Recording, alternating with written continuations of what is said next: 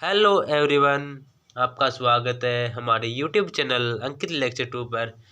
आज का लेक्चर रहेगा हमारा सदिश बिंदु फलन का कुंतल ज्ञात करना, जिसके अंदर हम देखेंगे कि कुंतल कैसे ज्ञात किया जाता है और इसका पूरा विवरण पढ़ेंगे। अगर आपने पीछे की वीडियो नहीं देखी है तो उन्हें देख लें। पीछे की वीडियो में हमने पढ़ा कि प्रवणता क्या होती है और डाइवर्जन यानी अपसरण क्या होता है, उनके बारे में अध्ययन किया। और इस चैप्टर का अंतिम टॉपिक है हमारा सदिश बिंदु फलन का कुंतल क्या होता है, यानी करल बोले तो करल। ठीक है, तो सदिश बिंदु फलन का कुंतल, इसे सबसे पहले यानी इसे क्या लिखते हैं, जिस प्रकार हम अपसरण को डाइवर्जेंस एफ के द्वारा लिखते थे उसी प्रकार करल क्या होता है, करल होता है करल एफ। ठीक है, कर्ल एफ होता है। इसे मैथमेटिक रूप में किस प्रकार लिख सकते हैं, इसे मैथमेटिक रूप में लिखते हैं हम किस प्रकार लिख सकते हैं, इसे ग्रेड लिखते हैं और उसके अंदर पहले हम डॉट लिखते थे अपसरण के अंदर और अब प्रवणता के अंदर कुछ नहीं लगाते थे। तो अब हम करल कुंतल के अंदर क्या लगाएंगे, क्रॉस लगाएंगे और एफ। कोई फर्क नहीं है, बस यहाँ पर क्रॉस आ जाएगा तो यह कुंतल बन जाएगी, अगर डॉट आ गया तो यह डाइवर्जेंस, और अगर कुछ नहीं है तो प्रवणता। हमें क्या निकालना है, सदिश बिंदु फलन की का कुंतल।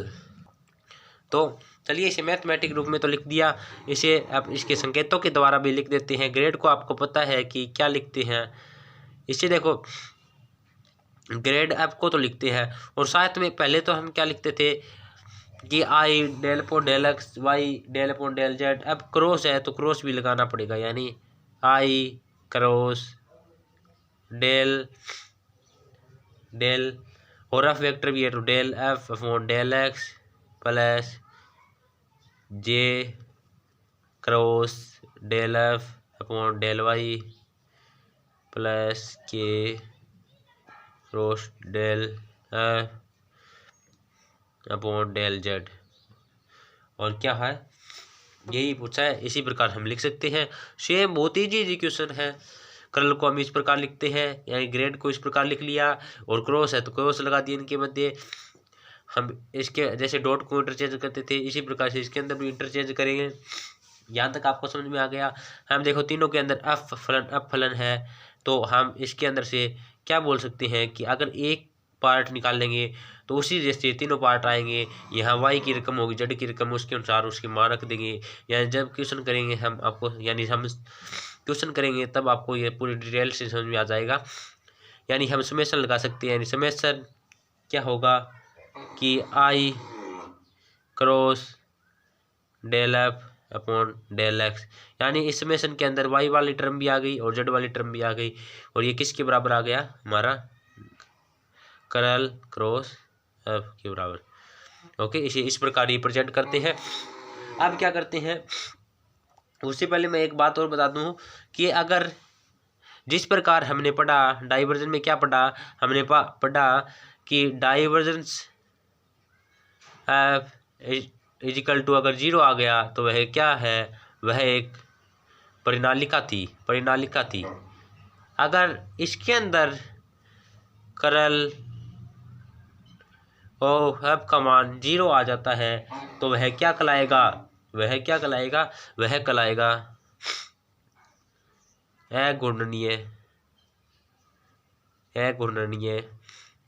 सदिश।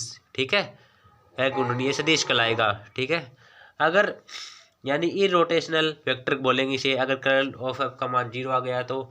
ठीक है, अब क्या करते हैं, अब इसकी कुछ प्रमेय हैं, सेम पीछे वाले करते हैं और पीछे वाले के बारे में अध्ययन किया, वैसे इसका अध्ययन करेंगे। इसकी कुछ प्रमेय पढ़ेंगे, फिर उसके कुछ एग्जाम्पल, और फिर यह हमारा चैप्टर है वो समाप्त हो जाएगा। तो चलिए इसकी कुछ प्रमेय देखते हैं। तो ये रही हमारी थ्योरम क्या कहती है कि कर्ल ऑफ इसका फंक्शन का मान दे दिया और इस बराबर यह लेकर यह सिद्ध करना है। तो चलिए सबसे पहले मैथमेटिक रूप में लिखते हैं, grad cross F plus G is equal to grad cross F plus grad cross G, यह सिद्ध करना है, इसे लेकर चलते हैं। तो चलिए चलते हैं, ये साइड लेकर चलते हैं, grad cross F plus G is equal to सबसे पहले देखिए ये कोई फंक्शन है, एक बार f का मान नहीं रखते हैं हम। देखो f का मान हमें पता है कि f की वैल्यू क्या होती है, f1i plus f2j plus f3k इस प्रकार होती है, लेकिन हम मान नहीं रखेंगे। हमने पीछे देखा था कि कर्ल ऑफ f को हम समेशन के रूप में लिखें तो इस प्रकार लिख सकते हैं। तो चलिए देखते हैं कि ग्रेड है, ग्रेड यानी इसे क्या लिखते हैं, वही सेम पोजीशन, इसका मान रख देते हैं। पहले उससे पहले मैं बता देता हूँ कि आई देखो हमें तो एक के रिस्पेक्ट में करेंगे। देखो यदि इसे पूरा डेरिवेशन करें तो मैं आपको एक पार्ट इसका पूरा डेरिवेशन करके बता देता हूँ। देखिए आई क्रॉस क्या होगा, del del upon del x और फंक्शन क्या है प्लस जी। इसी प्रकार j cross del upon del y F plus G और के डेल अपॉन क्रॉस में है del z F plus G. ठीक है, वो सेम प्रक्रिया, डेल का मान रख लिया और फंक्शन क्या है एफ प्लस जी है और क्रॉस है तो क्रॉस लगा दिया। ओके, कुछ नहीं करना।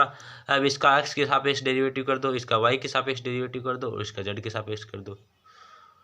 ठीक है, कर दो। तो अब देखो आई क्या होगा, आई क्रॉस, इसे अलग से लिख लेता हूँ मैं। इसका पहले इसे खोल दो कि इसका इसके साथ मल्टीप्लाई किया del F upon del x plus del G upon del x. इसी प्रकार प्लस जे क्रॉस का जे क्रॉस और क्या है, इसे भी इसे मल्टीप्लाई करा दो इससे, del F upon del y plus del G upon del y. ठीक है, इसी प्रकार इस टर्म को भी k cross del F upon del z plus del G upon del z. Okay, यहाँ तक कोई दिक्कत? ठीक है, कुछ नहीं किया, इसका मान रख लिया और ये फंक्शन का मान इसके अंदर रख दिया और इसका अलग अलग खोल लिया। ठीक है, अब देखो कि आई इसके भी साथ है और आई इसके भी साथ है, तीनों के साथ अलग अलग खोल के लिखना पड़ेगा। इससे पहले मैं लिख देता हूँ कि ये इसके साथ भी है, यानी i cross del F upon del x.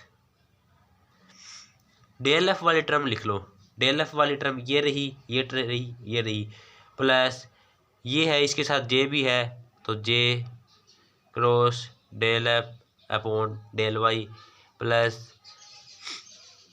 के cross del F upon del z. Okay, और प्लस तो प्लस।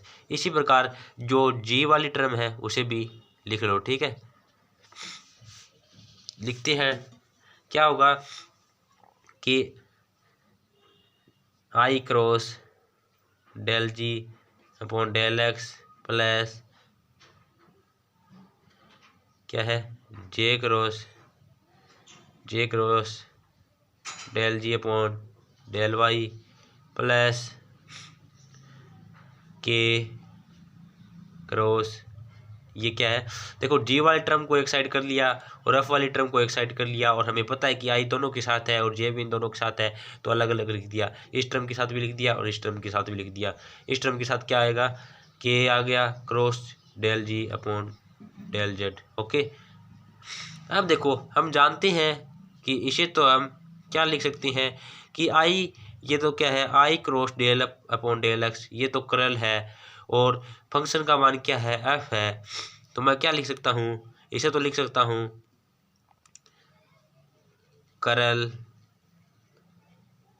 ऑफ एफ प्लस इस पूरे फंक्शन को क्या लिख सकता हूँ, कर्ल एफ लिख सकता हूँ। इसी प्रकार देखो i cross del upon del x j cross del upon del y, इसे तो क्या लिख सकता हूँ मैं, इसे तो लिख सकता हूँ कर्ल और फंक्शन क्या है जी, तो लिख दो कर्ल जी। ठीक है, और हमने क्या ले रखा था यहाँ पर ले रखा था यानी curl F plus G, curl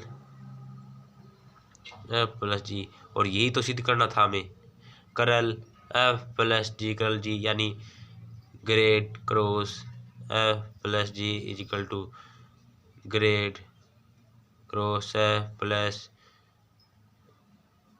grade cross G answer सिद्ध कर दिया, हैंस प्रूव्ड। ओके, इस प्रकार आपको थ्योरम सिद्ध करनी है।